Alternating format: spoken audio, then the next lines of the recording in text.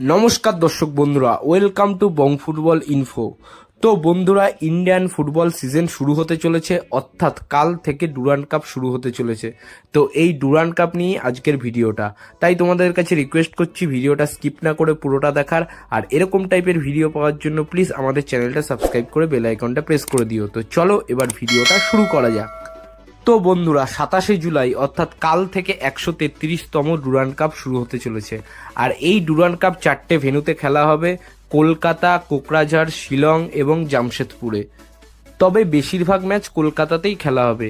তবে last time যখন Durand cup অনুষ্ঠিত হয়েছিল 2023 সালে, সেই ডুরান্ড কাপ কিন্তু যথেষ্ট ভালো হয়েছিল।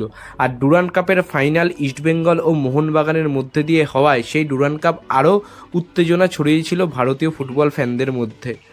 এই বছর ডুরান্ড কাপে মোট 6টা গ্রুপ রয়েছে এবং প্রত্যেকটা গ্রুপে 4টে করে টিম রয়েছে।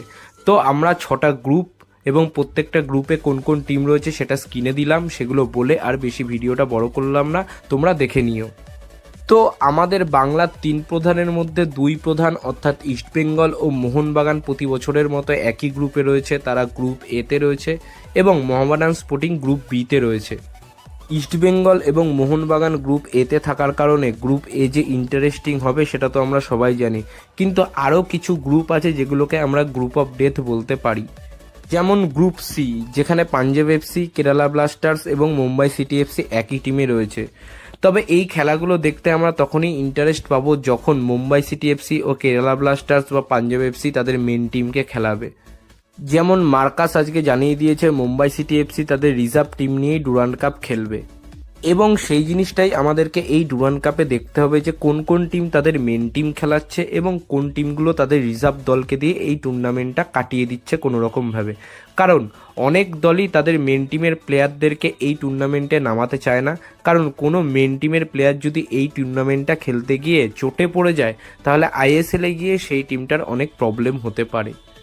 যেমন 2023 সালের ডুরান্ড কাপে মোহনবাগানের আশিক কুরুনিয়ান ইনজুরিতে পড়েছিল, ইস্টবেঙ্গলের জর্ডন এলসে ইনজুরিতে পড়েছিল। তাই এটাও দেখার বিষয় যে মোহনবাগান ও ইস্টবেঙ্গল তারা ডুরান্ড কাপে তাদের নিজেদের মেন টিমের প্লেয়ারদেরকে কতটা খেলায়। তো বন্ধুরা, এবার যদি আমরা এই বিষয়গুলোকে একটু সাইডে সরিয়ে দেখি যে বাংলার 3 প্রধান কবে মাঠে নামতে চলেছে, তাহলে 27 তারিখ অর্থাৎ কালই কিন্তু মোহনবাগান ডাউনটাউন হিরোসের বিরুদ্ধে সন্ধ্যে 6টায় মাঠে নামতে চলেছে এবং খেলাটি হবে যুবভারতী ক্রীড়াঙ্গনে। তার পরের দিন অর্থাৎ 28 তারিখ মোহামেডান স্পোর্টিং ক্লাব ইন্টারকাশির বিরুদ্ধে সন্ধ্যে 7টায় মাঠে নামতে চলেছে, এবং 29শে জুলাই ইস্টবেঙ্গলও নামতে চলেছে ইন্ডিয়ান এয়ারফোর্সের বিরুদ্ধে সন্ধ্যে 7টায় মাঠে, এবং এই দুটো খেলাও হবে যুবভারতী ক্রীড়াঙ্গনে। তো বন্ধুরা, এবার আমরা 3টে বিষয় নিয়ে কথা বলবো, যেই 3টি বিষয় এই ডুরান্ড কাপের জন্য খুবই ইম্পর্টেন্ট হতে চলেছে। প্রথমত হচ্ছে মোহামেডান স্পোর্টিং ক্লাব। আমরা সবাই জানি Mohammedan sporting club I league champion হয়ে আইএসএলে এসছে। তাদের টিমে তারা কিছু পুরনো প্লেয়ারদের রেখে দিয়েছে এবং কিছু নতুন দেশীয় প্লেয়ার সহ বিদেশি প্লেয়ারও এনেছে। তো এই টিমটা নিয়ে তারা কিভাবে পারফরমেন্স করবে সেই বিষয়ে আমাদের নজর থাকবে। দ্বিতীয় যেই বিষয়টা নিয়ে কথা বলবো সেটা হচ্ছে হায়দ্রাবাদ এফসি।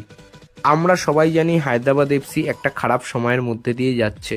তারা প্লেয়ারদের এবং কোচিং স্টাফদের টাকা না দেওয়ার জন্য ফিফা ব্যানের মুখে পড়েছে, এবং তাদের ক্লাবটা পরবর্তীকালে থাকবে না উঠে যাবে সেটা নিয়েও কিন্তু একটা সংশয় রয়েছে। তো তারা এই বছর ডুরান্ড কাপে কি টিম নামাতে পারবে, এটা কিন্তু একটা প্রশ্নচিহ্ন রয়েছে। তো এটার দিকেও আমাদেরকে নজর রাখতে হবে। আর 3 নম্বর যে বিষয়টা রয়েছে সেটা হচ্ছে আনোয়ার আলী। আমরা সবাই জানি দিল্লি এফসি, আনোয়ার আলী ও মোহনবাগানের মধ্যে একটা সমস্যা চলছে।